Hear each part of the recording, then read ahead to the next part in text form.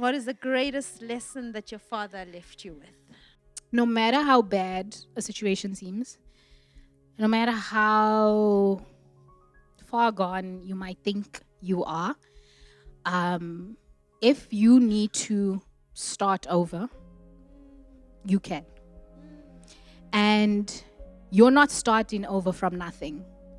You're starting over from experiences. You're starting over from lessons. You're not starting over as an empty canvas. Everyone starts from the lessons that life has taught them and the experiences you've had. You can decide to start over. Because when you try it again, you're trying it from a different advantage point. You're trying it from the point of recognizing that that was not the best decision. That was not the greatest friendship. I learned. How do I go about differently this time around? Another lesson that I have learned with hiking, don't know if this is a life lesson, but I really don't need that much to survive. Yes. I love that. I really think we be over-consuming, overeating, over-buying, overindulging, over. Like, I did not know that, because you're not trying to pack a whole bunch of stuff in the bag that you have to carry up. Like, You're carrying your own stuff. you're carrying your own baggage, And when you're carrying your own baggage, you inevitably going to make sure it's lighter because someone else is not carrying it for you, right? One Life is committed to driving meaningful conversations that empower South Africans to take control of their financial well-being.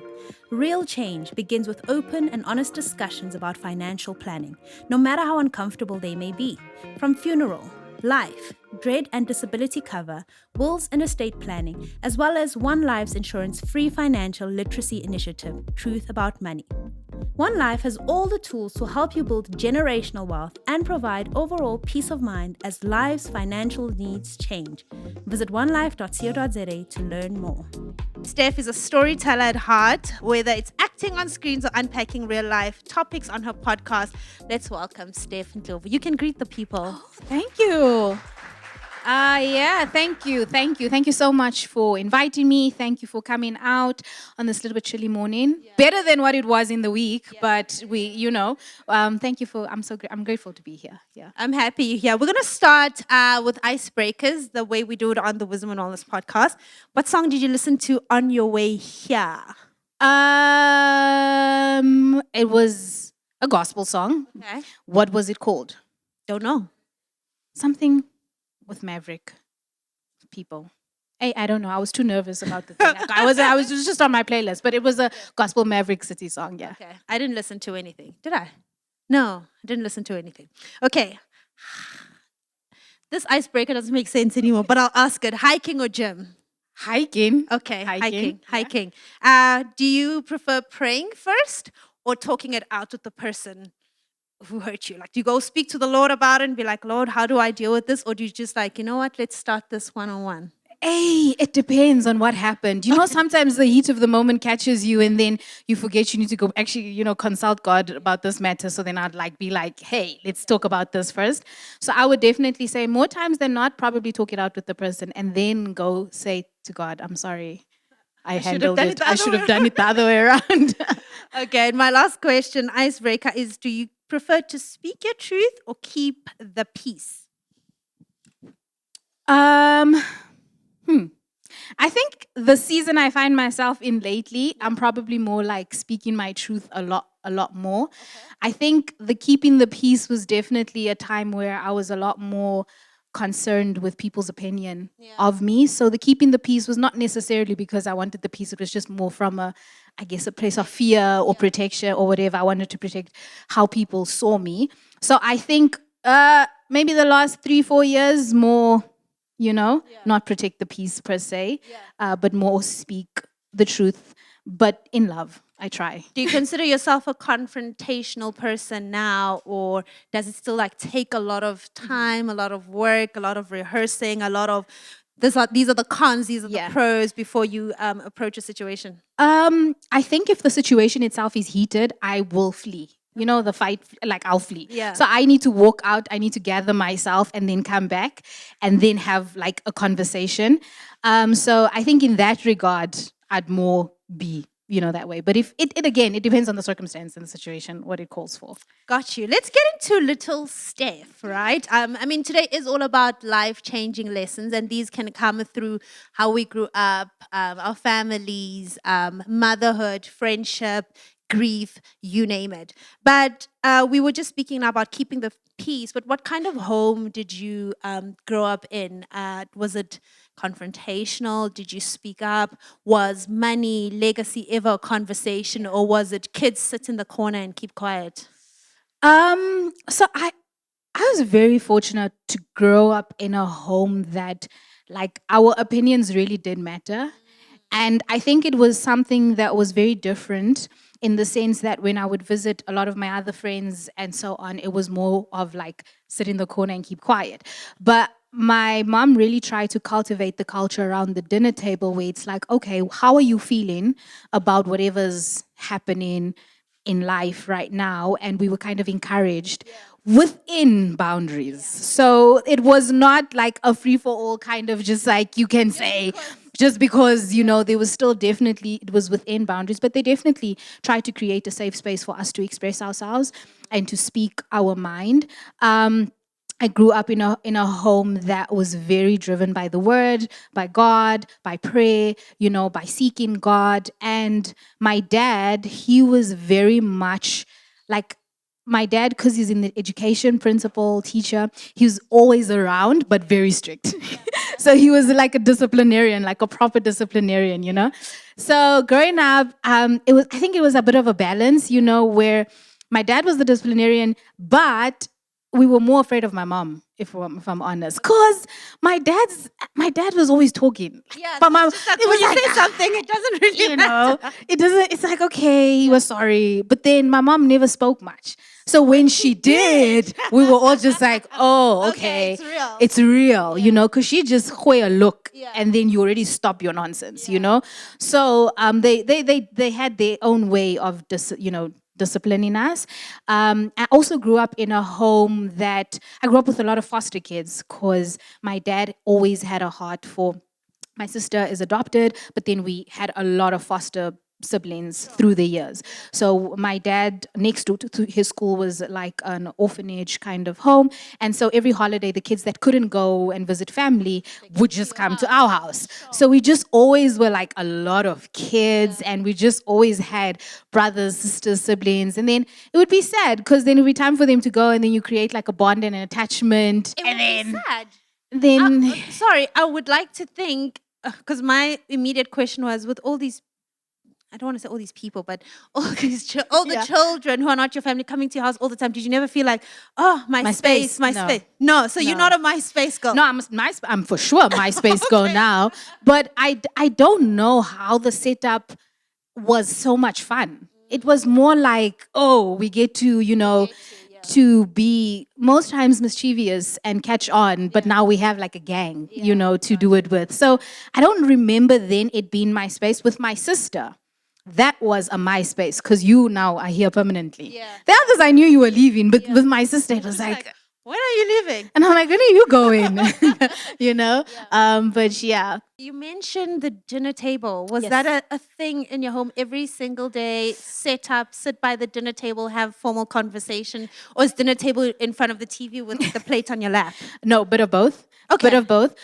So the dinner plate on the lap was probably like most times, and then my mom would start feeling like, no, we're losing it now, and then she'd be like, we need to have a family meeting at the dinner table because we're just all living, which she would always say something like, we're not properly checking in with one another. We're just living with each other. Like, have you asked your brother this? Have you asked me this? And I'm like, geez, okay. Then we have a dinner table kind of set up. Yeah. So your parents were quite ahead of their time. I mean, you're using words like check in at the dinner table, bringing other people in. Yeah. Little Steph, what did she have in mind for her future? I mean, I think considering all the people you grew up around, looking at your mother, looking at your father, what did you have in mind? What did your future look like? And do you feel you've made her proud or disappointed her? It is a little bit of both, but I think little Steph was very like, by this age. We all had that, like, by this age. 30. And then you get to 30, and I'm like, geez. Anyway, my daughter told me the other day, Mom, you're old. I said, girl, bye. Anyway, so I think me, like when I was a kid, I knew that I just wanted to do things that like would touch people's lives and impact. And I think I got that a lot from my dad. Like I've always wanted to serve people. And so somewhere in my head at some point, I thought I was going to be a social worker. Then I thought I was going to be like a psychologist and, like in that field. And then life happened and I got into the arts and I started presenting. And I was like, okay, cool. Detour still can impact people just in a different kind of way, kind of justified because now you're making money. So, so I was like, yeah. I'm still impacting somewhere there on social media. I'm influencing in a different way, kind of thing.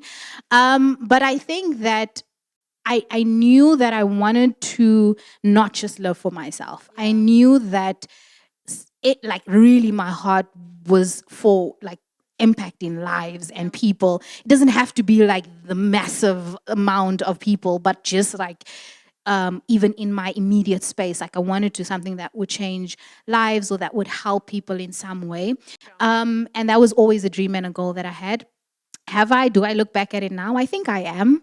I think I've had seasons where I'm just like, I've lost the plot. I'm completely, doing a lot of things only for myself. And it's fine to do things for yourself, but I do think that it is important to also consider how our actions and the things that we do, how it impacts another person's life. And I think we're all called to that to some extent or another. So, yeah, I think you've done well. I think I've done well. You've done well. Love that.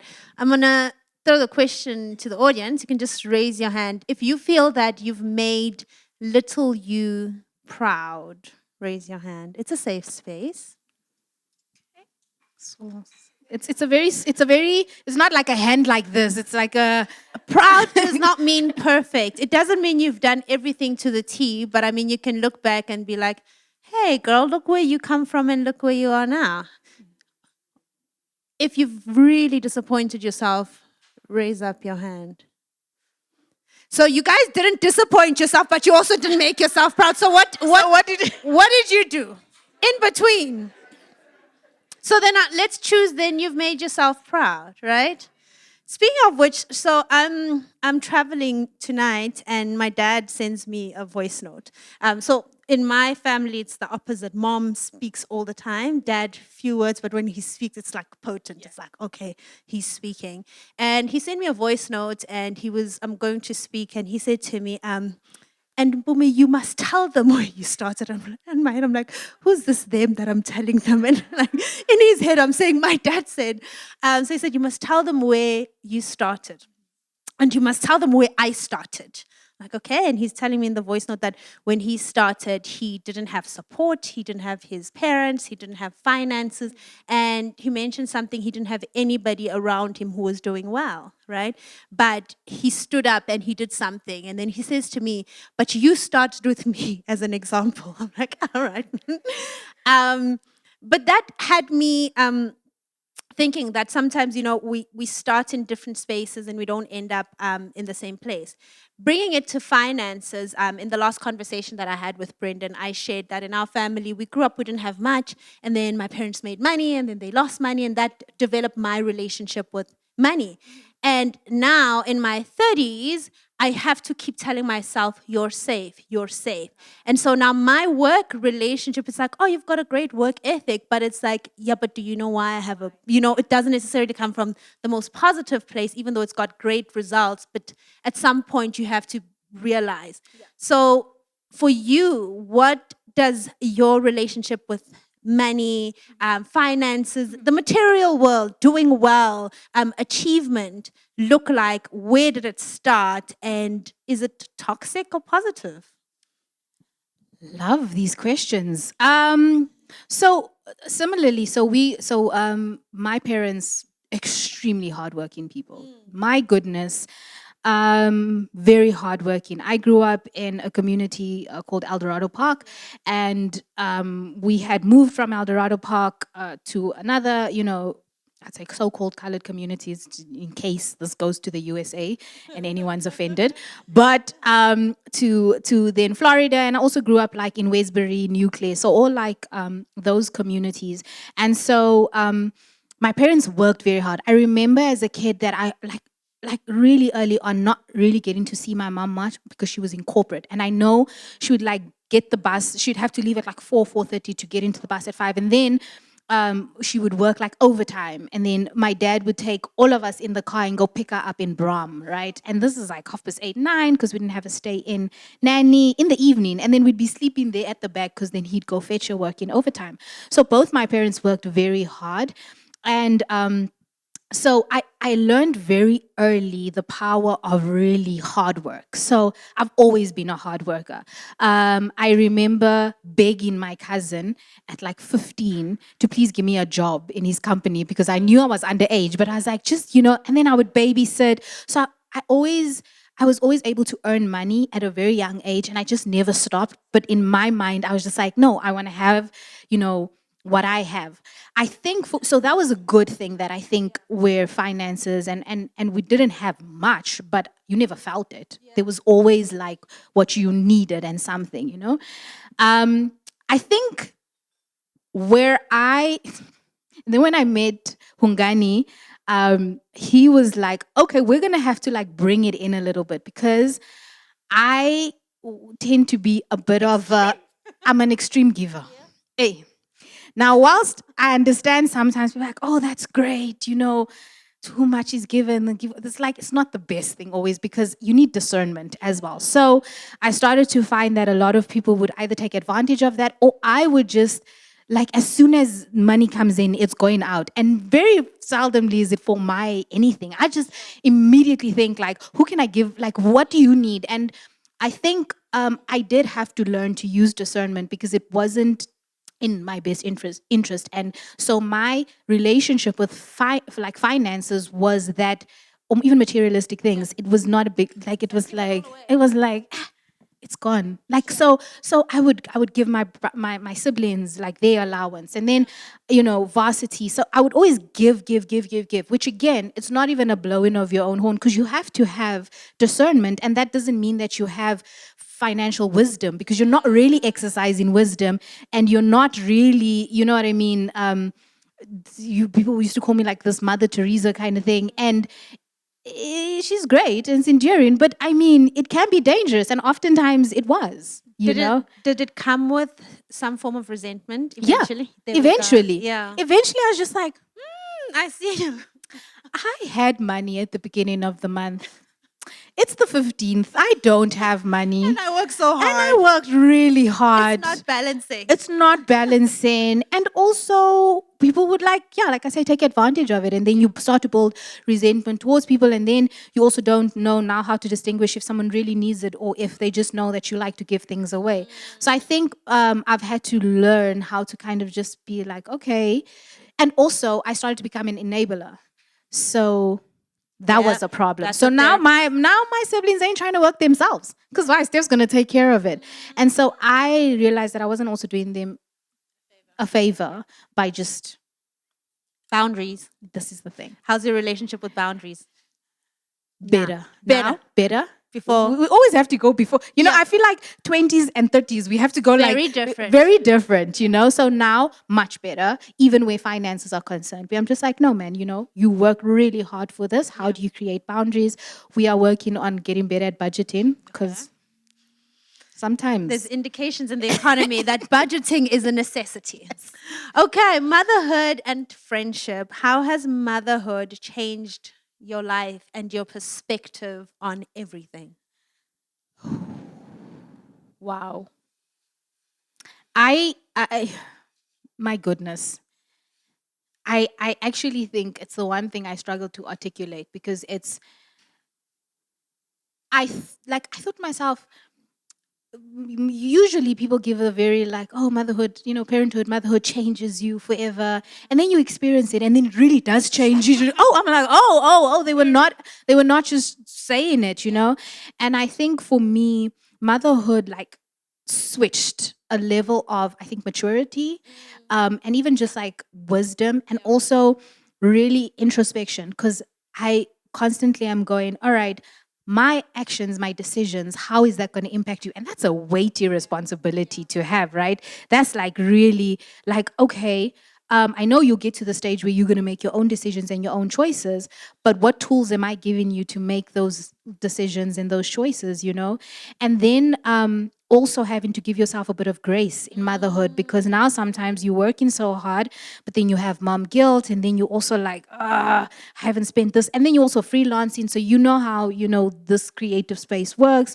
Sometimes you're working like a lot all the time, and then, you know, you start feeling guilty and you start feeling bad about that.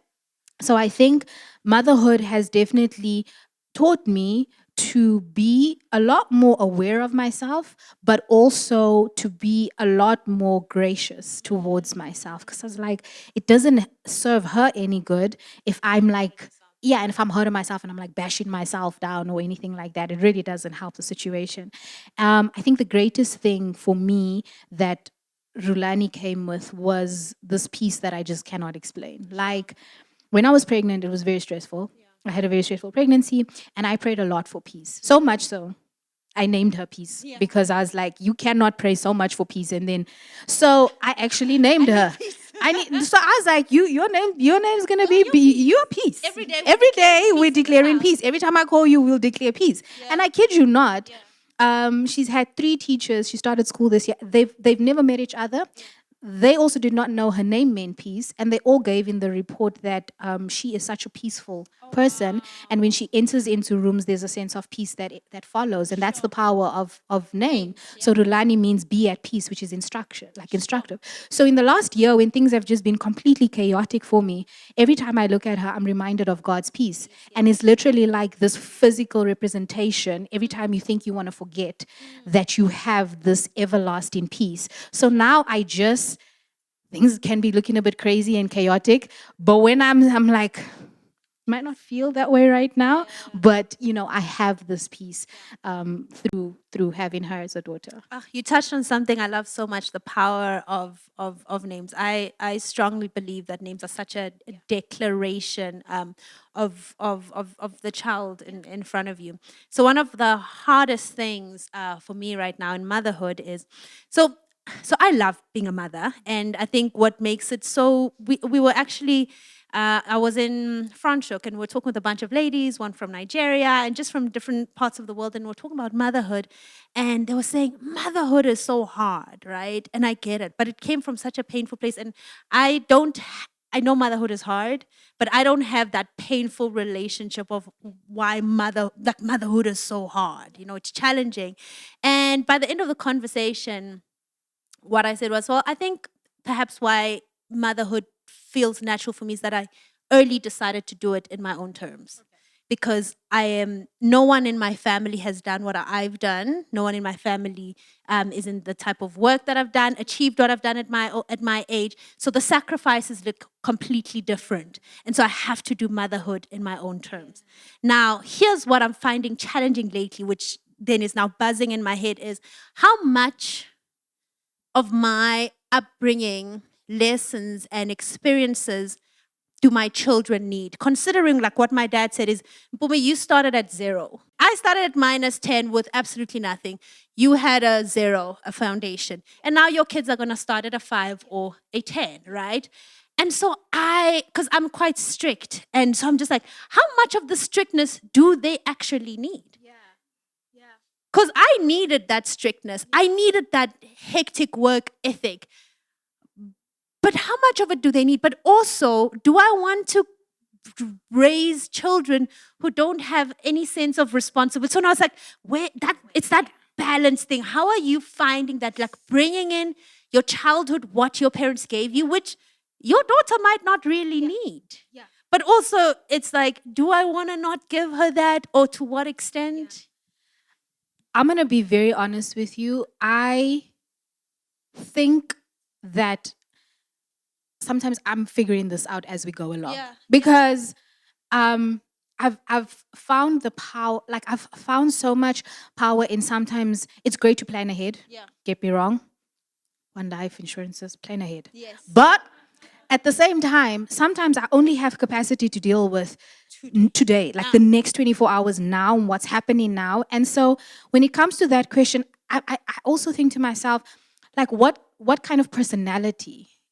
Because that has to also account for something. You're shaping that. But also, I don't know fully, like that girl switches up. So I don't know if I'm going to need to enforce or be more of a disciplinarian, or if she will be quite independent. And so I think we have to allow a bit of room to navigate the space as you go. So not like completely not think about it or not consider it, but also to be like, okay, I see this now, and this is a part, this we need to be a little firmer now because she's testing a bit too much right now. And then also be able to be flexible enough to, along the older she gets or however, to change and impart something differently. You know what I mean? Yeah. But I do agree that sometimes you have to pull yourself back to not carry all of it just because that's what you did. You know what I mean? That was for a time, in a context, with certain circumstances. You know, in acting we talk about what are the given circumstances, what are your current given circumstances, you know? So yeah, I think what our parents considered spoiling right now, every day, is not, necessarily that way. So I think I'm trying to figure it out as I kind of go along, and as she changes and teaches me, through her character and her personality. So what I'm currently dealing with now in therapy, which is very hard, and this is what my therapist has started doing. So I have a fictional sword that I have to take into therapy, and she says, take your sword and cut your head off and put your head next to you. And I literally have to close my eyes and do this because I work with head versus heart. And so sometimes in raising kids, head is important. She says, don't leave it there. We need it. There's places where you need head, but there's places where you need your heart a little more. And I think in most cases, well, in families, there's usually the two opposites. So my husband is too much heart, I'm too much head. And so we just have to like borrow each other, like give me a little bit of heart so that you feel through things. And like you said, sometimes it's, what can I do today? What is your daughter teaching you in this season of your life? I think to slow down. Oh. To slow down. Yeah. To slow down. And really, even what I was saying, in this moment, I mean, it's a very cliche thing. It's like, oh, live for the moment or you'll miss. We say it so many times, but I don't think we actually realize what it means and how quick it goes by. I remember, this is a very silly example, but so I remember we went to she loves this play area at the mall, and she really wanted to go play, and she'd been asking to go for like the entire day. She's like, oh, the mission. Like, I was not having it. Anyway, so I was busy. It was a busy day. I was working. I was doing a whole bunch of stuff. And sometimes my child's hair, like, she's got a dad's hair, I'll be honest. And it was just like, and I was like, I'll put a beanie on because we don't have time. Like, let's just go, you know? And so she's there. She's like having the best time, but she keeps taking this beanie off. And I'm just like, oh. And I'm like, can you put the beanie? Can you just put it on because you're not like the... And so I kept putting it back on, and I'm like, put the beanie back on. And she's like, so... And she comes back like after the third time, and she's like, but Mom, I'm having so much fun. And this beanie is making me get hot, and it's stopping me from having fun. And I went, okay, take the beanie off. And it was in that moment where I was like, I was completely fixated on the wrong thing. She was enjoying the moment that she was having. Sure. And I missed that because I was fixated on something that she wasn't even concerned about, right? And I was more concerned about whatever. I don't even know what, really, to be honest. And I was so just about that it completely passed me. And as much as that's like a really small example, there's often times where we're so fixated on the thing that doesn't even need us to be fixated on. And then the moment passes us all together, and then it requires a 3-year-old to come and tell you, who cares about what my hair looks like? Do you see how much fun I'm having? Like, watch me, I'm going down, I'm doing this, you know what I mean? I'm just living my best life. Like, calm down, you know? I think to the point of your daughter saying, who cares, I'm having fun, a reflection question that I've now learned to start asking myself as someone who's very fixated on the details and 10 steps is at the end of your life, will you think of it? Will the beanie matter?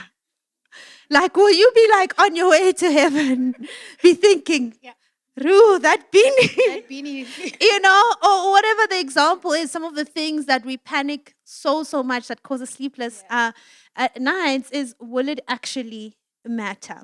So I love your conversations with your friend Pat, Petronella. And if you could, and you guys share a lot, please go check out their conversation. A lot. Like, you go too much. you go to places where I'm like, wow, you guys are brave, hey? We're feeling now, we're getting into a bit of trouble there for our But that's kind because of it's conversations, real. you know? If it wasn't real, you wouldn't get Yeah. in trouble. You saying the things we're thinking. I'm not saying. But to have a relationship that's so safe, and you've spoken about how you've had friendship breaks and differences in all sorts of values. Values, right? What are 3 lessons from your relationship that you could share from a friendship perspective? I think a lot of us are struggling with friendships. That's why people are like, we need this, we need this. Yes. I think one thing would be that your inner circle of friends can 100% impact your destiny. So you want to be really careful about who you allow in. I mean, we Your have friends. destiny. Your destiny. Okay. For me, in my, and I know that, you know, each of us, God has a plan and a purpose for each and every single one of us, right? And I think that who you allow into that safe space can really alter how it is that God is moving in your life or where He's trying to take you. And so you want to make sure that you have a solid, safe inner circle that honestly you are aligned with fundamental stuff. And even in your differences, but you can navigate those differences and through those seasons. So that's the first thing. I really think that friendships impact destiny. And then I think the second thing would be that honestly, they're just a lot of work. Like, friendships are as much work as any other relationship. And if you really want to have a solid friendship, you're going to have to put in the effort, you know, regardless of what your personality may or may not be and so forth. It might look different for different people, but you want to be intentional and not just, I think in a world that has so much social media and all that kind of stuff, we very seldomly now personally check in on people, that even the ones we consider to be quite close friends, you know? We don't even send direct happy birthdays anymore. No, you post before you say happy birthday? What? Yes. Or the happy birthday is a response to your story that said it's my birthday. Like, bestie. Yes, you know what I mean, and that's a problem. Or if you don't post, like there was a season in the last few months where I wasn't posting a lot, and that was when all these friends were like, "We don't see you posting. How are you?" I'm like, "Thank you for calling and asking how I am," but it needed you to not see that I was posting. So now we check in on each other on social media. You know, it's not as much of an effort and intentional. So I think friendships and intimate. So friendships are intentional. I think they impact your destiny. I think they're intentional and they require hard work. And what else can I say? Sometimes it requires you to step out of your comfort zone. A lot of people complain about, and a lot of people write into us and say, "Oh, I don't have friends, and it's because my personality is, I'm such an introvert, and I'm really shy. I don't want to talk to people." I'm like, "How are you gonna make friends then?" I don't know, you know. And so I think sometimes it requires you to just step a little bit out of your comfort zone and like actually, you know, meet new people and actually go to events like this. Or, you know, just sometimes be like, most times we're so in our head, we think people have judged us before we've even spoken to them. We just walk into a room and we're all like, "Oh, I wonder what this person is thinking about me. Am I too loud? Am I this? Am I that?" You know what I mean? And just, I think that stops us from actually potentially having the best friendships. So step out of your comfort zone and actually, you know, make friends. What do you think is the difference between it's maybe it's a hard season and we have to adjust, or a relationship is really not good for you? Especially because you said in the beginning, it matters who you have, and at the end you said talk to some people. So now for someone, I mean, when I think from the beginning you've shared that you grew up around a lot of people, so you've got that advantage of you were probably you were taught to have healthy relationships. Not everybody has that. So the minute you step on my toe, it's like, I'm cutting you out. You're toxic. But there's also the desire to have relationships. So how do we start drawing the line between it's seasonal, it's a fight, it's okay, but also maybe you don't belong in my life? Or don't belong in my life like that. Like that. I think one step would be very important that I just don't think we spend enough time with ourselves, honestly. So we very seldomly know much about ourselves, which makes it a little bit hard to set certain boundaries or realize that somebody's presence in your life is altering fundamental parts of yourself. Because you don't even know your own self. So how are you going to even, you know what I mean? I also think it's okay that when you're navigating these friendships to also realize that, you know what, this is a kind of friendship that is for this side or part. Like you have work colleagues, I have my hiking friends, I have my inner. You can have different types of friendships and they don't all have to serve in the same way, do you know, at the same purpose. But I think that if a friendship really starts to change fundamentally who you believe you are, that's a problem. And I think if a friendship honestly doesn't build you up, and I'm not talking about a perfect friendship where your friend is not going to tell you you're faulty, you're out of line, because that's also building you up character wise. But if you know, if you don't have if your friendship is always tearing you down or always either competing or always comparing or always making you always leave that space feeling less of, that's not really the kind of friendship that you want to have. But if there's a genuine like support and love and correction that comes from love, I think that those friendships are worth having. But for me, I think the number one thing is like know yourself and what kind of friends you want to have. Like if I were to ask any of you in the room, like what kind of friendship do you value? Or if I were to ask you what in your current closest friendship person that you have, what is the most important thing you have in that friend? Like, could you answer me? Could you answer? You strike me as someone who's always known and lived purposefully. And I think we clarified it from the beginning. How would you now define purposeful living? And I'm saying now because there was a trend 5 years or so ago. I think when we entered the industry where purpose was a mic, purpose was a stage, purpose was the work you're getting, purpose was visibility. Yes. Yes. And there's a shift now, Yes. right? So now, in the shift and in the shift of your life, how do you define purposeful living? Hey, wisdom and wellness. Shoo, how? And that time the pressure, because Mpoomy also just answers questions like this. Me, I'm like, whoo. I just want to say I was not briefed on these questions, as you can tell. I think it would probably tie in with what I said earlier, where it's a lot more about now. What can I do with what I have access to, what I can change right now, right? Versus the things I cannot change and I cannot do anything about. And then how that kind of filters into, for me personally, how does that impact still the lives of those around me? And not necessarily on a massive stage or platform, but like on my daily lives. Like, how am I towards people who I meet for the first time or who I see like just now and I'll never see again? And is that the same version of the Steph that you would get on a stage like this? Or if you see me or meet me in person, are you like, Ma, I thought she was like this on social media. Oh, actually, you know. So I think the authenticity of really, like for me, is very much tied into purposeful living. And then I think because my faith is so important to me is very much in my obedience, because I'm always like, or rather, our pastor always says like somebody else's breakthrough is at the other end of your obedience. So you could literally, through disobedience, he'll find someone else to use, but you could you could hinder someone else's breakthrough. So how do you, live in obedience? And I am still gonna always say like, how do you live your life selflessly? I think we live in a society that has always been me, mine. What is my truth? What is my cool story? Love it for you. But also, how does your truth impact the next person? How's your truth, going to, I think yesterday I posted something because we were getting some hate comments, not hate comments, we get some spicy comments on some of our podcasts. And I put out the story and I was like, listen, guys, cool. You know, we decided to put our business up in the streets. Fine, we opened ourselves up to whatever comes. But is your comment helpful or is it hurtful?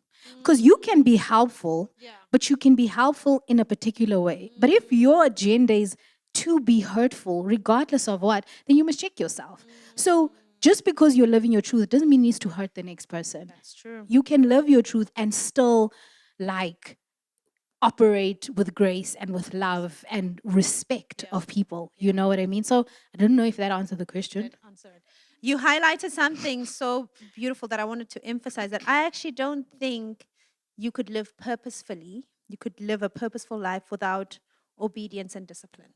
In seasons of survival mode, what keeps you grounded? And I use the word legacy minded, but I also want to say purposeful minded. My faith. I won't even. My faith. My faith in God, my faith in that despite what it looks like, that He is working all things out for my good. Yeah. That it might not seem good right now, but it grounds me in the surety that He is good. Yeah. So I might not feel that the circumstance is good.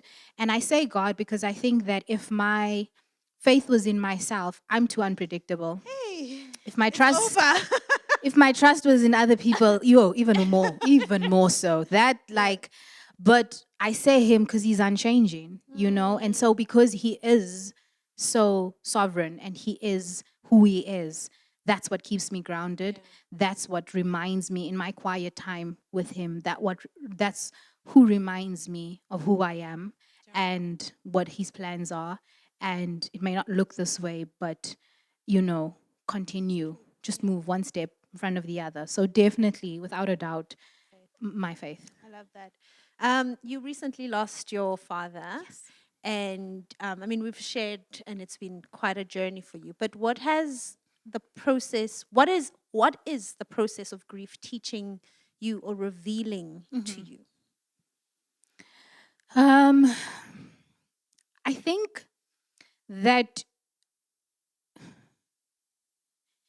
grief has so many different faces, and it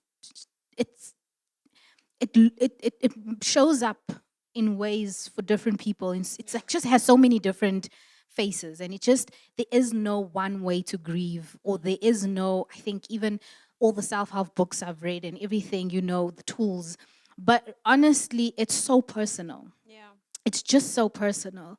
And I think the biggest thing for me, like I was saying to you guys, was I had, like, in my head, I was not ready to figure out how to navigate life without my dad. Like, I don't know, what was I waiting for? Maybe for him to be like 98 or 100. And even then, I think probably it still hit you.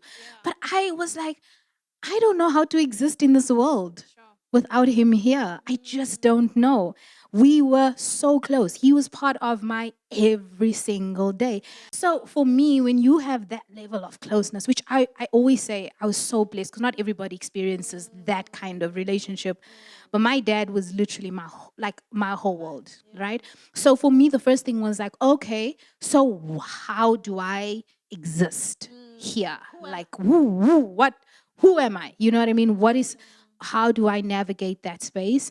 And then at the same time, my parents were married for, I think, over 38 years. They were together since my mom was 13 years old. She only ever knew my dad.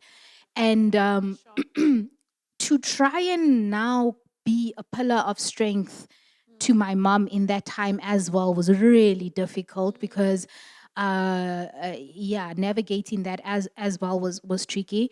But the biggest thing that I've been and still am trying to figure out is like grief just looks different every day. Some days I'm like, okay, I got this. I'm doing good. I'm a new person. And sometimes I'm like, shouldn't I be over this by now? Like over it in the sense of, shouldn't I be like not that much triggered? Shouldn't I not be getting a lump in my throat when I see a picture? Shouldn't I be like, but I've realized that every day it presents itself differently, and the smallest things might trigger me. And other days I'm just so grateful that I had the relationship that I had with him, you know? So it's been, and I think it continues to be this journey that I think only in time, it doesn't go away, it just becomes lighter. I think, I hope, I pray. Yeah. Really. Do you still wake up and think, what am I doing? Or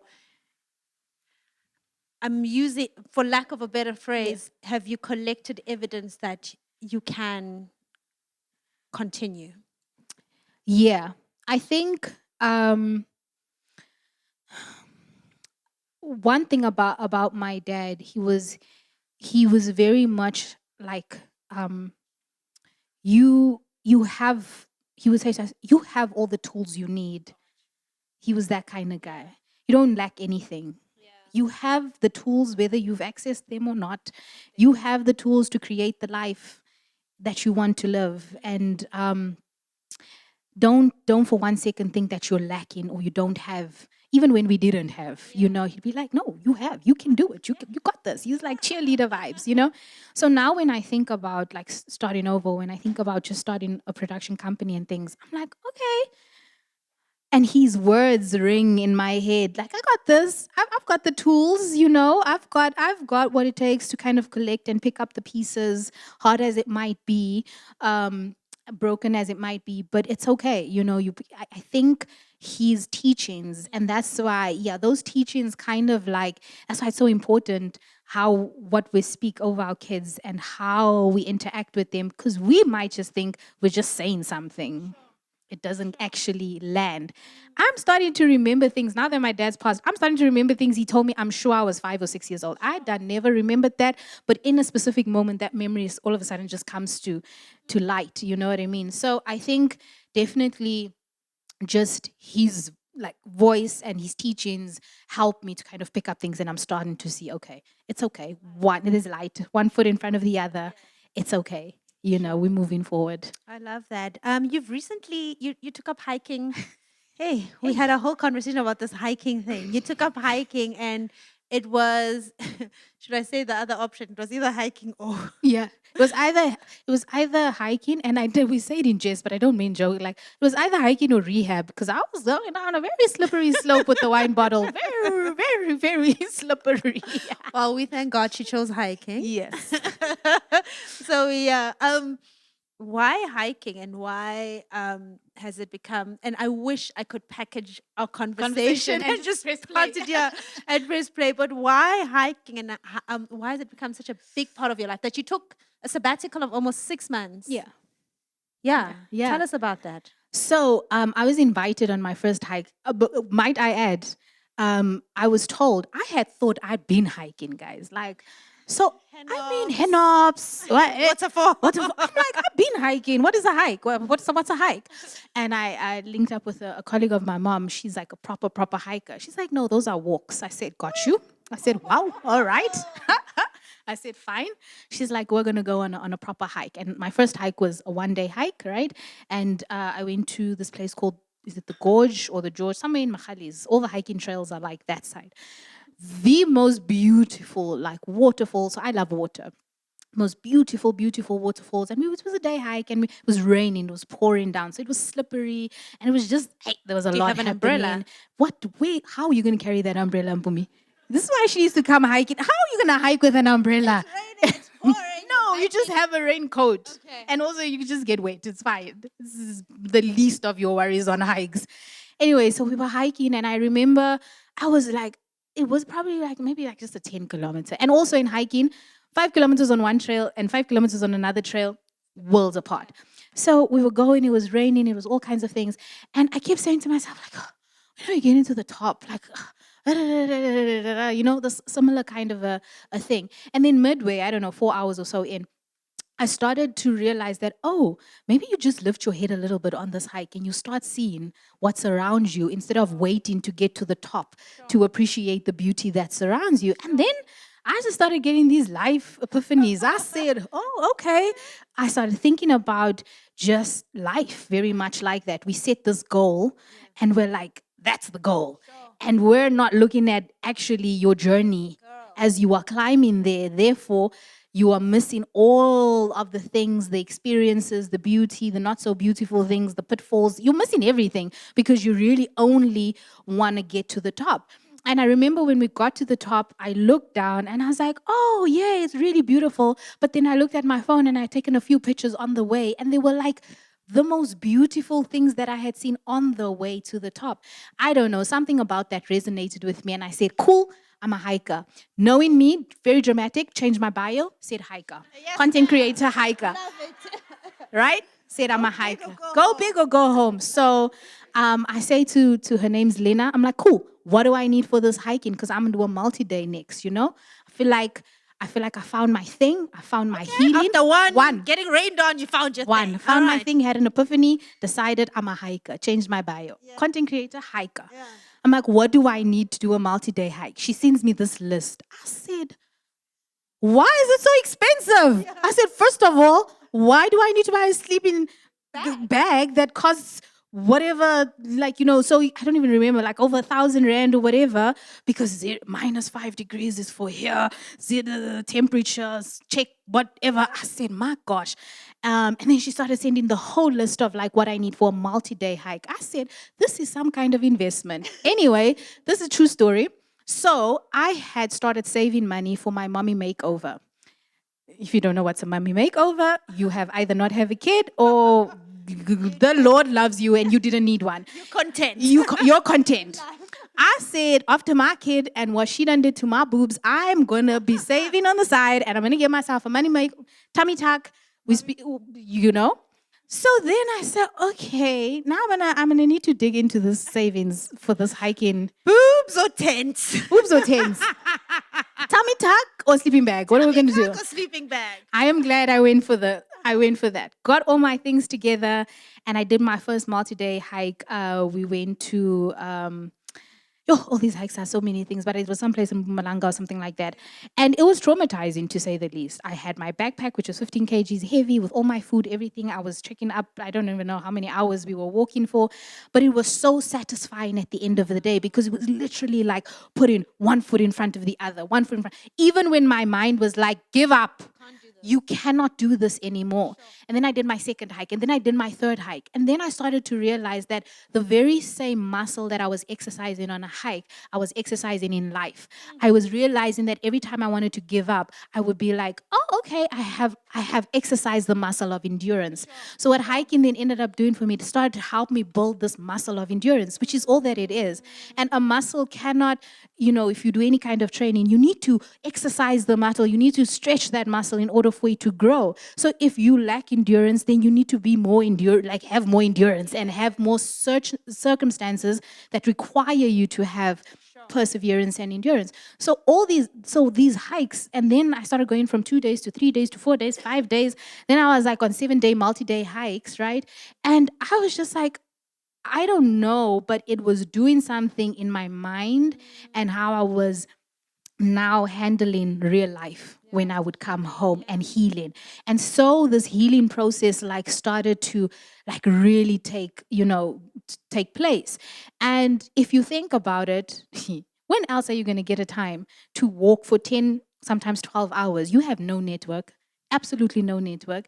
At some point, because when we take time out for ourselves, we say we'll go for a massage or maybe just a weekend or something like that, which is cool, it's great. But then your mind gets flooded with all the things you still need to do. You need to capture it. Now you also content. I don't do it. If you check my content on hiking, you always see my back. Someone else taking a picture of me. I couldn't be bothered about social media there. And so that for me is now where you really get time to be with yourself and your thoughts and God and really start thinking through things and learning certain stuff about life lessons. Lastly, I remember being on this hike.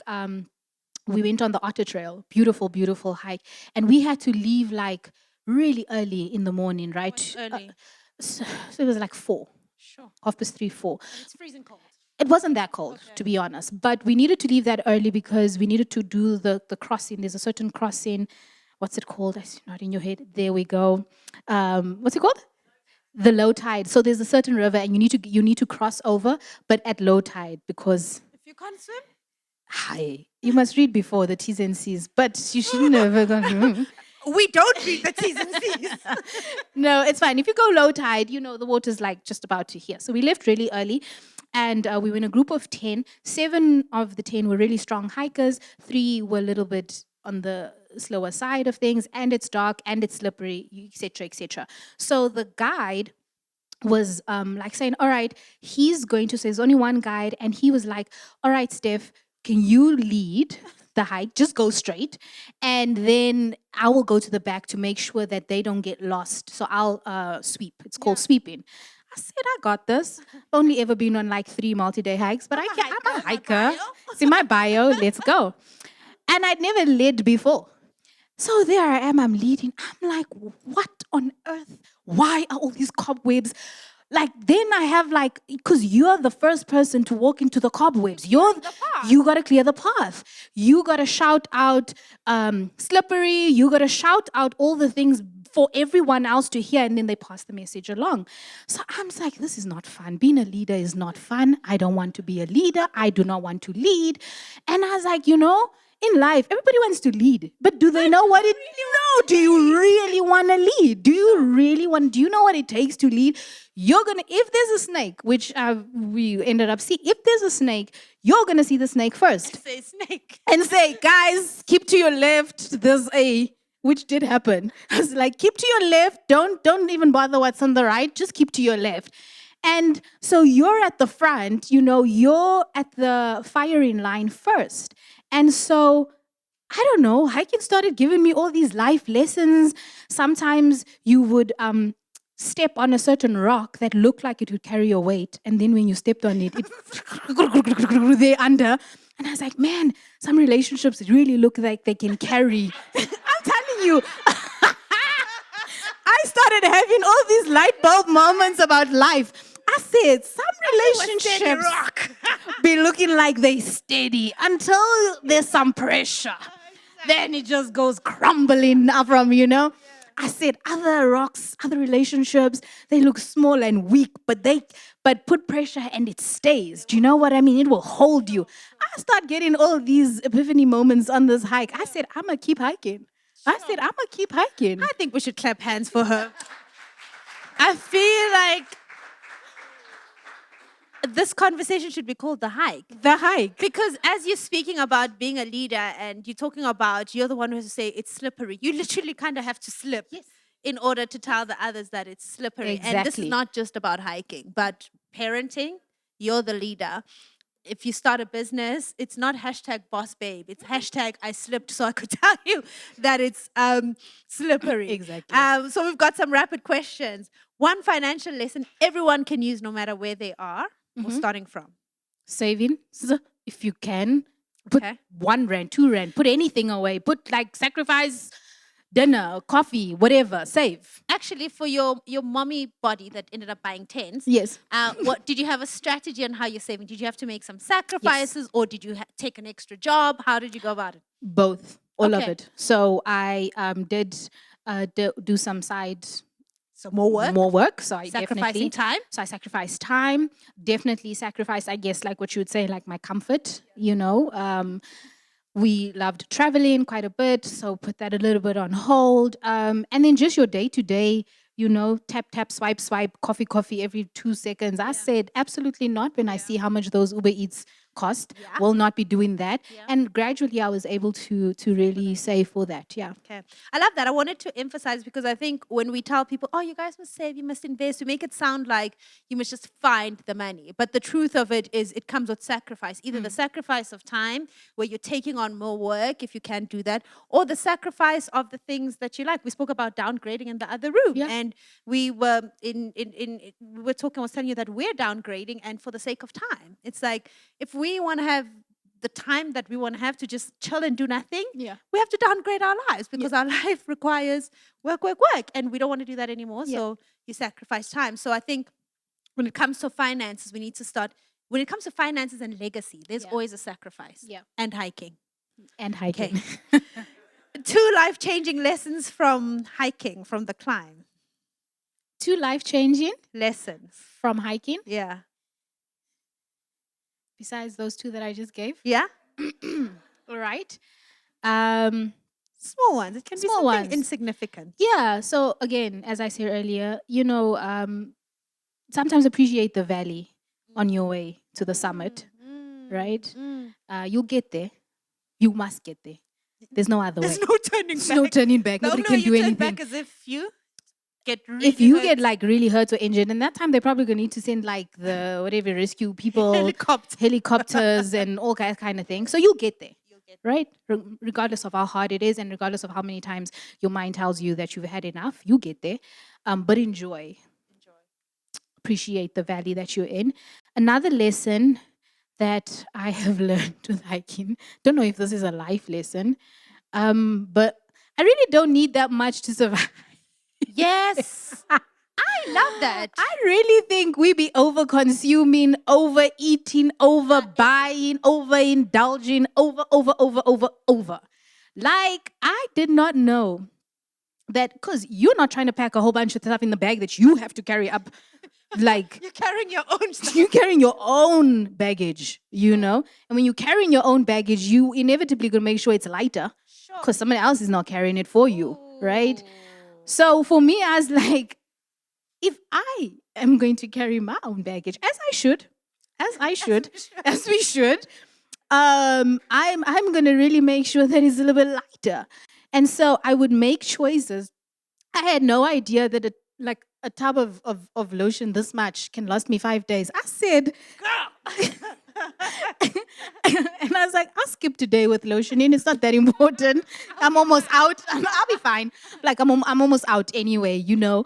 Or getting to a certain place where you can't refill your water bottle because you usually can refill it in the streams, and then checking how much water you have and be like, okay, let me just have to quench the thirst. Let's not like really have too much because I don't know when the next stream is going to come again. So, and then even food, like, you know, I said I eat not to be full, just to be sustain. You know, just to sustain. I do not need to finish this entire bag because I didn't pack enough because I was carrying light, you know. So those are like 5 life lessons packed in one. We don't eat to be full. No. We eat to sustain. You just eat to sustain, you know. And when you're carrying your own baggage, you're gonna make sure it's light. Girl. Yeah. My last question: what is the greatest lesson that your father left you with? Ooh.